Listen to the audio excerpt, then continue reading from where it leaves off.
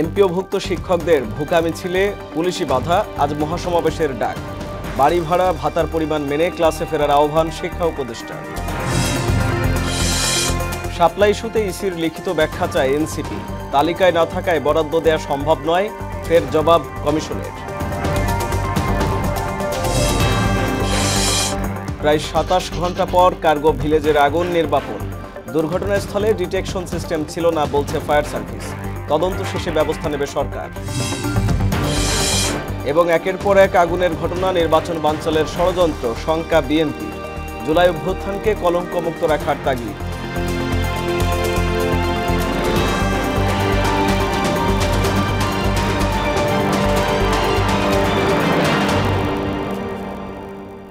আসসালামু আলাইকুম, সবাইকে মোহনা সংবাদে স্বাগত। শুনছিলেন শিরোনাম, পুরো সংবাদের সঙ্গে আছি আমি আরিফুল ইসলাম। বাড়ি ভাড়া ভাতা ৫% বাড়ানোর সিদ্ধান্ত প্রত্যাখ্যান করে ভুখা মিছিল করেছে এমপিওভুক্ত শিক্ষক কর্মচারীরা। যদিও পুলিশি বাধার মুখে পড়ে মিছিলটি। এমপিওভুক্ত শিক্ষা জাতীয়করণ প্রত্যাশী জোট নেতা দেলোয়ার হোসেন আজিজি বলেন, চূড়ান্ত বিজয় না হওয়া পর্যন্ত আন্দোলন চলবে। সোমবার কেন্দ্রীয় শহীদ মিনারে মহাসমাবেশ কর্মসূচির ডাক দেন তিনি। এদিকে শিক্ষকদের ক্লাসে ফিরে যাওয়ার আহ্বান জানিয়েছেন শিক্ষা উপদেষ্টা সিআর আবরার। আরো জানাচ্ছেন উষা ফেরদৌস। বাড়ি ভাড়া ভাতা ৫% বাড়ানোর সিদ্ধান্ত প্রত্যাখ্যান করে বুখা মিছিল করেছেন বেসরকারি এমপিওভুক্ত শিক্ষক কর্মচারীরা। রোববার বিকেলে কেন্দ্রীয় শহীদ মিনার থেকে খালি প্লেট নিয়ে শিক্ষা ভবন অভিমুখে যাত্রা করেন তারা। অংশ নেন কয়েক হাজার শিক্ষক। দোয়েল চত্বর হয়ে হাইকোর্ট মোড়ে গিয়ে পুলিশি বাধার মুখে পড়ে মিছিলটি। শিক্ষক কর্মচারীরা সেখানে ঘণ্টাখানেক অবস্থান করে আবার শহীদ মিনারে ফিরে যান। বুখা মিছিল পূর্ব সমাবেশে সরকারের ৫% বাড়ি ভাড়া ভাতা বাড়ানোর বিষয়টি প্রত্যাখ্যান করেন এমপিওভুক্ত শিক্ষা জাতীয়করণ প্রত্যাশী জোটের সদস্য সচিব দেলোয়ার হোসেন আজিজি। বলেন, চূড়ান্ত বিজয় না হওয়া পর্যন্ত আন্দোলন চলবে। এই দাবি ৬ লক্ষাধিক শিক্ষক পরিবারের দাবি না, এই দাবি বাংলাদেশের সকল মানুষের দাবি। সকল রাজনৈতিক দলগুলোর কাছে আমাদের আবেদন থাকবে, আমরা আপনাদের পাশে থাকব। আপনারা আমাদের এই দাবিটুকুর ব্যাপারে সর্বোচ্চ শক্তি প্রয়োগ করে আমাদের 20% বাড়ি ভাড়া সহ অন্যান্য দাবিগুলো পূরণের ব্যবস্থা করবেন। অষ্টম দিনের আন্দোলনেও স্লোগানে মুখর ছিল কেন্দ্রীয় শহীদ মিনার। 20% বাড়ি ভাড়া, 1500 টাকা মেডিকেল ভাতা এবং কর্মচারীদের 75% উচ্চ ভাতা, এই 3টি দাবি ছাড়া আমরা এই মাঠ কখনো ত্যাগ করব না। আমরা যে বাড়ি ভাড়াটা পাই 1000 টাকায়, 1000 টাকায় কি বাড়ি ভাড়া আছে? এখন 5% এটা বাড়ি ভাড়া, এটা কখনো কারোর জন্য কাম্য না। এটা গ্রাম অঞ্চলে একটা ছাগল রাখার জায়গা হবে না। 500 টাকা বাড়ি ভাড়া, এই জন্য আমরা এটা ঘৃণাভরে প্রত্যাখ্যান করছি। এদিকে সচিবালয়ে সাংবাদিকের এক প্রশ্নের জবাবে শিক্ষা উপদেষ্টা চৌধুরী রফিকুল আবরার আন্দোলনরত শিক্ষকদের শ্রেণীকক্ষে ফিরে যাওয়ার আহ্বান জানান। আমাদের দিক থেকে আমরা চেষ্টা করেছি যথেষ্ট। আমি মনে করি এখন আন্দোলনরত যারা শিক্ষক যারা রয়েছেন তারা এখন ক্লাস শ্রেণীকক্ষে ফিরে যাবেন এবং শিক্ষা কার্যক্রম স্কুলগুলোতে শুরু হবে। মন্ত্রণালয় শিক্ষকদের স্বার্থ সমুন্নত রাখার চেষ্টা করছে বলেও জানান শিক্ষা উপদেষ্টা। শিক্ষক সমাজের অনেক বেশি পাওয়া দরকার। উষা ফেরদৌস, মোহনা সংবাদ, ঢাকা। আইনের বাইরে নির্বাচন কমিশন কোনো ব্যক্তি, গোষ্ঠী বা দলের কাছে জবাবদিহি করবে না বলে মন্তব্য করেছেন ইসি আনোয়ারুল ইসলাম। রোববার সিলেটে আইনশৃঙ্খলা বাহিনীর নির্বাচনী প্রশিক্ষণ কর্মশালায় তিনি একথা বলেন। তালিকায় না থাকায় এনসিপিকে শাপলা প্রতীক দেওয়া যাচ্ছে না বলেও সাফ জানান তিনি। এদিকে প্রতীক ইস্যুতে অনড় থাকার ইঙ্গিত দিয়ে রাজনৈতিক দলগুলো ইসিকে গনিমতের মালের মতো ভাগাভাগি করেছে বলে অভিযোগ করেছে জাতীয় নাগরিক পার্টি। বিস্তারিত এবার আসাদের রিপোর্টে। জাতীয় নির্বাচন সামনে রেখে সিলেটে আইনশৃঙ্খলা বাহিনীর সদস্যদের সক্ষমতা বৃদ্ধির লক্ষ্যে আয়োজিত কর্মশালায় অংশ নেন ইসি আনোয়ারুল ইসলাম সরকার। এ সময় সাংবাদিকদের তিনি জানান, আইনের বাইরে কারো কাছেই মাথা নত করবে না ইসি। নির্বাচন ফেব্রুয়ারিতে না হওয়ার মতো কোনো কাজ বা কোনো ঘটনা এখনো ঘটেনি এবং অনেক কিছুই মিডিয়াতে আসছে, এগুলো আশা রাখি এগুলো আমাদের নির্বাচনে কোনো প্রভাব পড়বে না। সাংবিধানিক আইন ও বিধি অনুযায়ী এনসিপিকে শাপলা প্রতীক দেওয়ার সুযোগ নেই বলেও জানান তিনি। আইন এবং বিধি অনুযায়ী আমাদের তালিকায় যে মার্কাগুলো রয়েছে, যে প্রতীকগুলো রয়েছে, সেগুলোর মধ্যে যে প্রতীকটা চাচ্ছেন সেই প্রতীকটা না থাকার কারণে নির্বাচন কমিশন দিতে পারছে। এদিকে রাজধানীর নির্বাচন ভবনে প্রতীক ইস্যুতে ইসি সচিবের সঙ্গে বৈঠক শেষে শাপলা প্রতীকে অনড় অবস্থানের কথা জানায় জাতীয় নাগরিক পার্টি। শাপলাকে কেন ওই শিডিউলে অন্তর্ভুক্ত করা হবে না সেটারও স্পষ্ট নীতিমালা নেই। 3 নম্বর, বাংলাদেশে বিদ্যমান ক্রিয়াশীল যে রাজনৈতিক দলগুলো রয়েছে তাদেরকে যে মার্কাগুলো দেওয়া হয়েছে বিভিন্ন সময় কোন নীতিমালার ভিত্তিতে সেই মার্কাগুলো দেওয়া হয়েছে সেটারও কিন্তু কোনো স্পষ্ট নীতিমালা নেই। ইসি কিছু রাজনৈতিক দলের প্রভাবে সিদ্ধান্ত নিচ্ছে বলেও অভিযোগ করে দলটি। নির্বাচন কমিশনের আসলে রিমোট কন্ট্রোলটা এটা অন্য জায়গায়। এই নির্বাচন কমিশনের রিমোট কন্ট্রোল এটা আগারগাঁওয়ে নাই, এটা অন্য কোনো জায়গা থেকে পরিচালিত হয়। আমরা যখনই তাদের সাথে কথা বলি মনে হয় এই ডিসিশনটা এটা তারা নিজেরা নেয় না, এই ডিসিশনটা তাদেরকে চাপিয়ে দেওয়া হয় এবং তাদেরকে আসলে এই ডিসিশনটা নিতে বাধ্য করে। আইনশৃঙ্খলার অবনতিশীল পরিস্থিতিতে সুষ্ঠু নির্বাচন অনুষ্ঠান নিয়েও সংশয় জানায় দলটি। রাষ্ট্রের যখন কোনো সেক্টরে নিরাপত্তা নাই তাহলে আপনি কোন ভিত্তিতে একটা ইলেকশনের মধ্যে যাচ্ছেন? আর আসাদ, মোহনা সংবাদ।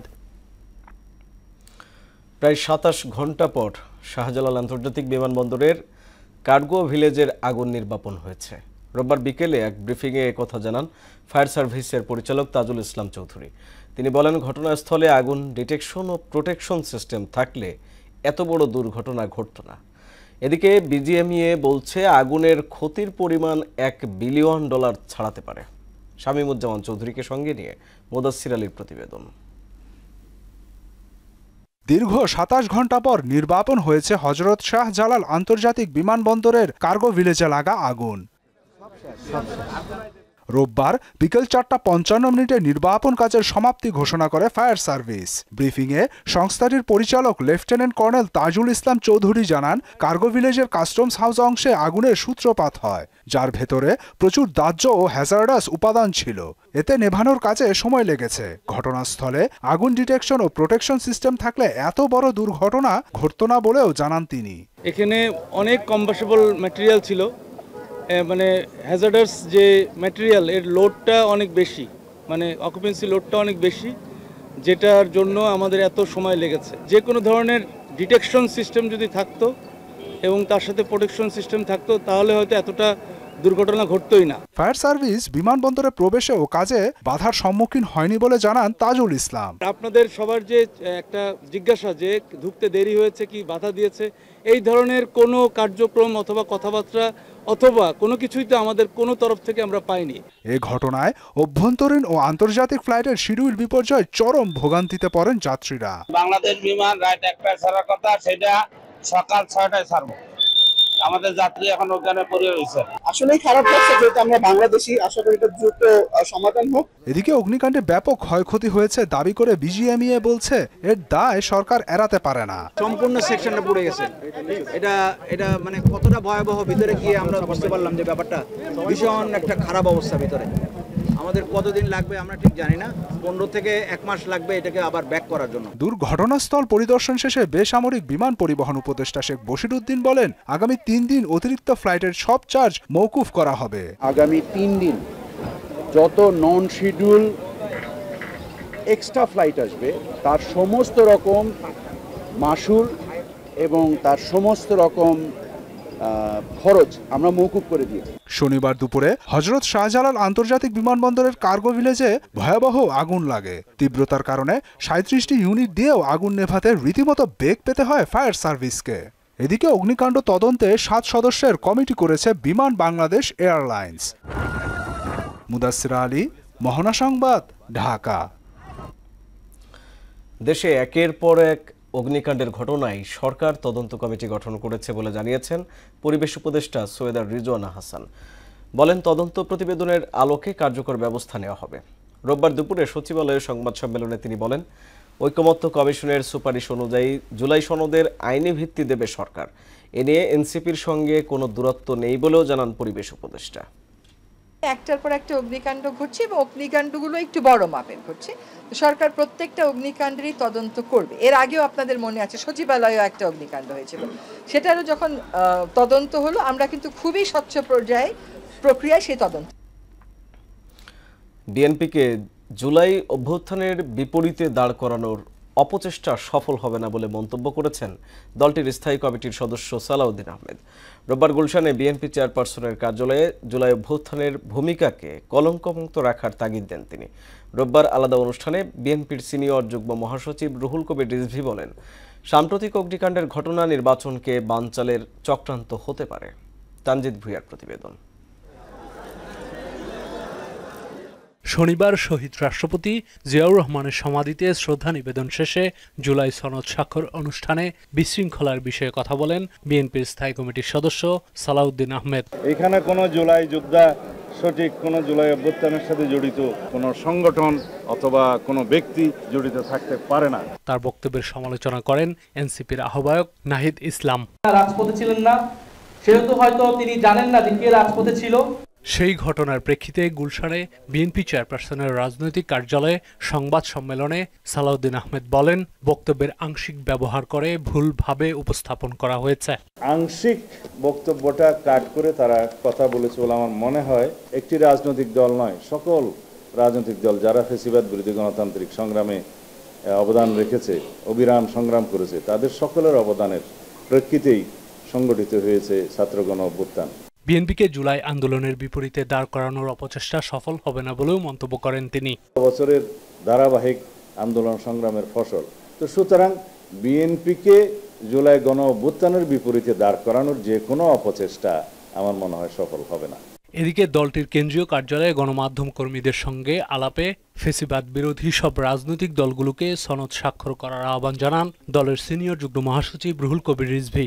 বলেন, মবক্রেসি থাকলে গণতন্ত্র প্রতিষ্ঠা সম্ভব নয়। সরকারের যে দৃঢ় আমরা ঘোষণা দেখতে পাচ্ছি ফেব্রুয়ারিতে নির্বাচনের ব্যাপারে, তো সেগুলোকে নানাভাবে বাধাগ্রস্ত করা, সেটা বানচাল করারও পরিকল্পনা থাকতে পারে। পতিত স্বৈরাচার বা ফ্যাসিস্টরা সব ওই দেশে আশ্রয় পেয়েছে। সব মিলিয়ে মানুষের মধ্যে মানে এক ধরনের একটা প্রশ্ন এখনো রয়ে গেছে, যেটা তারা বাংলাদেশের সার্বভৌমত্ব স্বাধীনতা থেকে বিশ্বাস করে কিনা। বিএনপি চেয়ারপারসন খালেদা জিয়ার নিরাপত্তা নিশ্চিতে বুলেট প্রুফ গাড়ি কেনা হচ্ছে বলেও জানান দলটির এই শীর্ষ নেতা। জাতির একটি বৃহত্তম রাজনৈতিক দলের দুইজন মানে সর্বোচ্চ জাতীয় নেতা, তার নিরাপত্তা নিশ্চয়তা সরকারকে দিতে হবে। তানজিদ ভুঁইয়া, মহানা সংবাদ, ঢাকা। চট্টগ্রামে দেশের প্রধান সমুদ্র বন্দরে নতুন ট্যারিফ শিডিউলে পণ্যবাহী গাড়ির গেট পাসের ফি বৃদ্ধির ঘটনায় অচলাবস্থা সাময়িকভাবে নিরসন হয়েছে। বন্দর চেয়ারম্যান আশ্বাস দিয়েছেন, পণ্যবাহী গাড়ির ক্ষেত্রে বর্ধিত ফি স্থগিত থাকবে। বিকেলে পরিবহন শ্রমিক ও মালিক প্রতিনিধিদের সঙ্গে আলোচনা শেষে এ সিদ্ধান্তের কথা জানান বন্দর সচিব মোহাম্মদ ওমর ফারুক। দেশের অর্থনীতির সাথে, দেশের স্বার্থে, দেশের আমদানি রপ্তানির স্বার্থে আমাদের এই কার্যক্রমটা দ্রুত চালু হওয়া উচিত। সেই বিষয়টা বিবেচনা করেই আমাদের চেয়ারম্যান মহোদয় সহ বন্দরের অন্যান্য সদস্যবৃন্দ উপস্থিত ছিলেন। সবাই সিদ্ধান্ত নিয়েছেন যে এই বিষয়টা পরবর্তী সিদ্ধান্ত না হওয়া পর্যন্ত আমাদের এই শুধুমাত্র যে যানবাহন খাতে যে ট্যারিফটা বৃদ্ধি করা হয়েছে সেটা স্থগিত থাকবে। গোপালগঞ্জ সহ আশপাশের কয়েক জেলার মানুষের দীর্ঘদিনের দাবি ঢাকা গোপালগঞ্জ রুটে ট্রেন চলাচল। তাদের মতে এই রুটে সরাসরি ট্রেন চালু হলে ভোগান্তি কমবে, নিরাপদ যাত্রা নিশ্চিত হবে, সেই সাথে সড়ক পথে চাপ কমবে। ট্রেন চালুর জন্য রেল কর্তৃপক্ষকে প্রস্তাবনা দেওয়া হয়েছে বলে জানান জেলা প্রশাসক। মাসুদ পারভেজের প্রতিবেদন, জানাচ্ছেন আফরিন পপি। গোপালগঞ্জ সহ আশেপাশের কয়েক জেলার মানুষ দীর্ঘদিন ধরে ঢাকা গোপালগঞ্জ রুটে ট্রেন চালুর দাবি জানিয়ে আসছে। প্রতিদিন ঢাকায় যাতায়াত করতে হয় এ অঞ্চলের হাজারো মানুষের। বর্তমানে এই রুটে সরাসরি ট্রেন না থাকায় যাত্রীদের শুধুমাত্র সড়কপথ ব্যবহার করতে হয়, যা সময় সাপেক্ষ ও ব্যয়বহুল। সরাসরি ট্রেন চালু হলে সড়কের ওপর যাত্রীবাহী গাড়ির চাপ কমবে, সড়ক পথে দুর্ঘটনার ঝুঁকি বেশি। তাই ট্রেন চালু হলে যাত্রীদের যাতায়াত নিরাপদ হবে। গোপালগঞ্জ থেকে যদি ঢাকা সরাসরি ট্রেনটা চালু হয় তাহলে গোপালগঞ্জবাসী অবশ্যই উপকৃত হবে। গোপালগঞ্জ থেকে ট্রেন লাইন হয় ঢাকা, তাহলে সড়কের যে অ্যাক্সিডেন্ট হয়, যে অনেক অনাকাঙ্ক্ষিত হয়, অসুবিধা হয়, সেই অসুবিধার থেকে আমরা বাঁচতে পারি। আমরা চাই আমাদের রেল লাইন কমপ্লিট, আমাদের রেল আমরা সরকার যেন আমরা রেল পাই, আমরা যেন রেলে ঢাকা যাইতে পারি। রুটে যেন রেল সংযোগটা দ্রুত চালু হয়, সেজন্য আমরা সরকারের কাছে বিনীত অনুরোধ জানাচ্ছি। ঢাকার সঙ্গে রেল সংযোগ স্থাপন করা রয়েছে, এখন শুধু কর্তৃপক্ষ ঢাকা গোপালগঞ্জ রুটে ট্রেন চালু করলে দুর্ভোগ কমবে বলে জানালেন গোপালগঞ্জ স্টেশন মাস্টার। ঢাকাগামী যদি ট্রেন চালু হয় তাহলে এখানের জনগণ, যাত্রীরা অনেক লাভবান হবে এবং রেল কর্তৃপক্ষ অনেক আর্থিকভাবে লাভবান হবে, কারণ এখানে যাত্রীদের অনেক চাহিদা ঢাকার রেলের জন্য। রেলওয়ের পশ্চিমাঞ্চল মহাব্যবস্থাপকের কাছে একটি প্রস্তাবনা জমা দেওয়ার কথা জানান জেলা প্রশাসক। বাংলাদেশ রেলওয়ে পশ্চিমাঞ্চলের ব্যবস্থাপক বরাবর পত্র দিয়েছি। আমরা আশা করছি খুব দ্রুতই ঢাকা টু গোপালগঞ্জ সরাসরি রেল যোগাযোগ স্থাপন করা সম্ভব। দ্রুত ঢাকা গোপালগঞ্জ রুটে ট্রেন চলাচলে পদক্ষেপ নেবে কর্তৃপক্ষ, প্রত্যাশা এ অঞ্চলের মানুষের। আফরিন পপি, মোহনা সংবাদ। পুরান ঢাকার আরমানিটোলা থেকে জগন্নাথ বিশ্ববিদ্যালয়ের শিক্ষার্থী এবং বিশ্ববিদ্যালয় শাখা ছাত্রদলের আহ্বায়ক কমিটির সদস্য জুবায়েদ হোসাইনের মরদেহ উদ্ধার করা হয়েছে। তিনি কুমিল্লা জেলা ছাত্র কল্যাণ সমিতির সভাপতি ছিলেন। রোববার সন্ধ্যায় জুবায়েদের মরদেহ উদ্ধার করে পুলিশ। বংশাল থানার ভারপ্রাপ্ত কর্মকর্তা রফিকুল ইসলাম জানান, জুবায়েদ হোসেন ছুরিকাঘাতে নিহত হয়েছেন। মৃত্যুর কারণ এখনও নিশ্চিত হতে পারেনি পুলিশ। বরগুনা পৌরসভার মাছবাজার ব্রিজ থেকে হাওলাদার বাড়ি পর্যন্ত সড়কটির সংস্কার কাজে অনিয়মের অভিযোগ উঠেছে। সংস্কারের জন্য অর্থ বরাদ্দ দিলেও নামমাত্র কাজ করে অধিকাংশ বিল উত্তোলন করে নিয়েছে সংশ্লিষ্ট ঠিকাদার। পৌর কর্তৃপক্ষ বলছে কাজে ত্রুটি পেয়ে চূড়ান্ত বিল আটকে দেওয়া হয়েছে। গোলাম হায়দার স্বপনের প্রতিবেদন, জানাচ্ছেন মাহমুদ হোসেন। 2022-23 অর্থবছরে বরগুনা পৌরসভার মাছবাজার ব্রিজ থেকে আব্দুল কাদের হাওলাদার বাড়ি পর্যন্ত সড়কটি সংস্কারে ৭৬,২৪,০০০ টাকা বরাদ্দ দেয়া হয়। রাস্তা সংস্কারের কাজ পায় মেসার্স পলি কনস্ট্রাকশন। তবে কাজ বাস্তবায়ন করে স্থানীয় জামাল ও জালাল নামের দুই ঠিকাদার। কাজ বাস্তবায়নের সময়সীমা অতিবাহিত হলেও শতভাগ কাজ হয়েছে মর্মে চূড়ান্ত বিলের আবেদন করেন ওই ঠিকাদার। তবে স্থানীয়দের অভিযোগ কাজ অত্যন্ত নিম্নমানের হয়েছে এবং কাজ শেষ হতে না হতেই ভেঙে গেছে অধিকাংশ রাস্তা। পৌরসভায় যে টেন্ডারটা হয়েছে, টেন্ডারটা আমি দেইনি। আমার লাইসেন্সে অন্য একজনের জামাল নামে এক ঠিকাদার সে অংশগ্রহণ করে টেন্ডার দিয়ে সে কৃতকার্য হয়েছে। আমার কাছে অভিযোগ আসছে যে রাস্তা মান ভালো হয় নাই। তখন আমি কর্তৃপক্ষকে একটা চিঠি দেই যে কাজের মান অক্ষুণ্ণ রেখে পরবর্তী জন্য বিল দেওয়া হয়। একদম নিম্ন পর্যায়ে হয়েছে। বরগুনা জেলায় যে কটা রোড হয়েছে তার থেকে আমাদের এই আলিয়া মাদ্রাসার রোড সর্বোচ্চ নিম্ন রাস্তা হয়েছে। একটা সুস্থ মানুষ আসে, তাও আপনার অসুস্থ হয়ে যায়। আর আপনার অসুস্থ মানুষ আসতে যে আসলে কতটা ভোগান্তি, এইটা অবশ্য যারা আসে একমাত্র তারাই মানে আপনার এটার ভুক্তভোগী। রাস্তার কি অবস্থা, রাস্তায় ধুলো উঠতেছে, রাস্তা ভাঙ্গা চুরমার হয়ে গেছে। তারপরে এই যে আমাদের এই খালটায় পাইলিং দেওয়ার কথা ছিল, পাইলিং এর কাজও হয়নি। কাজে ত্রুটির কথা স্বীকার করে চূড়ান্ত বিল বন্ধ রাখা হয়েছে বলে জানান এই কর্মকর্তা। ঠিকাদার কাজ শুরু করেছে এবং কাজ কমপ্লিটও করেছিল, কিন্তু কাজে কিছু ত্রুটি থাকায় তাকে কাজের বিল পুরোপুরি দেওয়া হয় না এবং মেরামতের জন্য তাকে বলা হয় এবং যেহেতু মেরামত কমপ্লিট করে নাই সেজন্য বাকি কাজ বিল পরিশোধ করা হয় নাই। সার্বিক বিষয়ে ব্যবস্থা নেওয়ার আশ্বাস দেন পৌর প্রশাসক।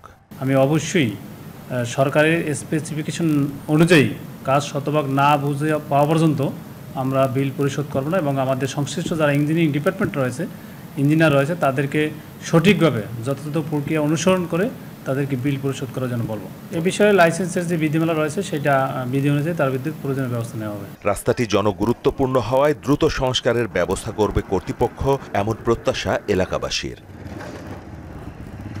মাহমুদ হোসেন, মোহনা সংবাদ। ইস্টার্ন হাউজিং এর প্রতিষ্ঠাতা দেশবরেণ্য শিল্প উদ্যোক্তা জহুরুল ইসলামের ৩০তম মৃত্যুবার্ষিকী উপলক্ষে রোববার সকালে আফতাবনগরে দোয়া ও আলোচনা সভা অনুষ্ঠিত হয়েছে। এ সময় উপস্থিত ছিলেন ইস্টার্ন হাউজিং এর ব্যবস্থাপনা পরিচালক Dhiraj Malakar, deputy managing director Aminul Karim Siddique, director অবসরপ্রাপ্ত মেজর আলতামাস করিম এবং এম সিকিউরিটিজ লিমিটেডের ব্যবস্থাপনা পরিচালক কাজী আলমগীর। নর্থ সাউথ বিশ্ববিদ্যালয়ের সোশ্যাল সার্ভিসেস ক্লাবের আয়োজনে অনুষ্ঠিত হল সোশিও ক্যাম্প 12 এর গ্র্যান্ড ফিনালে। প্রতিযোগিতায় 624 দলের মধ্য থেকে সেরা 6 দল ফাইনালে প্রতিদ্বন্দ্বিতা করে।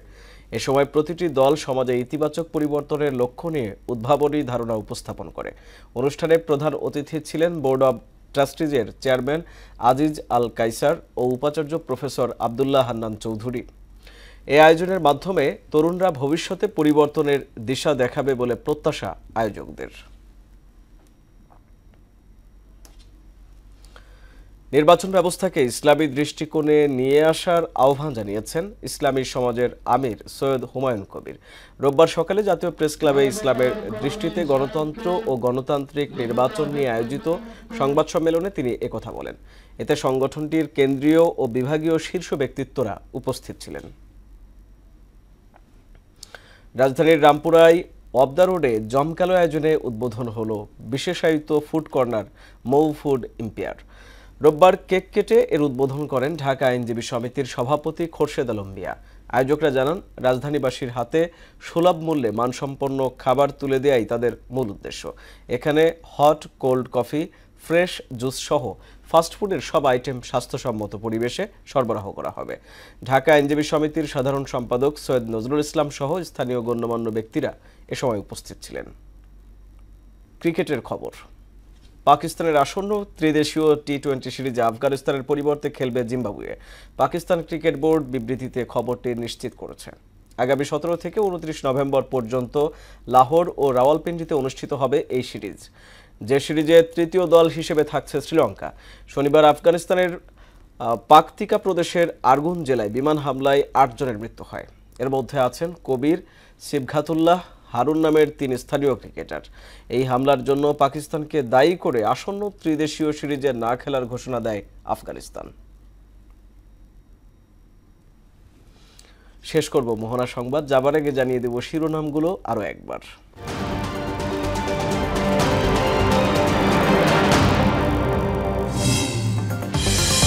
এমপিওভুক্ত শিক্ষকদের ভুখা মিছিলে পুলিশি বাধা, আজ মহাসমাবেশের ডাক। বাড়ি ভাড়া ভাতার পরিমাণ মেনে ক্লাসে ফেরার আহ্বান শিক্ষা উপদেষ্টা। শাপলা ইস্যুতে ইসির লিখিত ব্যাখ্যা চাই এনসিপি, তালিকায় না থাকায় বরাদ্দ দেয়া সম্ভব নয়, ফের জবাব কমিশনের।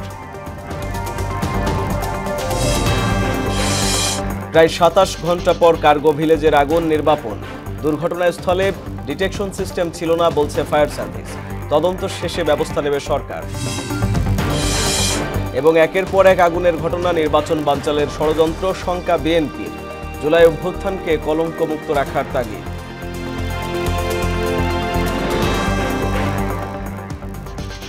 এই ছিল মোহনা সংবাদে। মোহনার সবশেষ খবর জানতে ভিজিট করুন www.mohana.tv। সংবাদ দেখতে পারেন ফেসবুক, ইউটিউবেও। এতক্ষণ সঙ্গে থাকার জন্য ধন্যবাদ সবাইকে।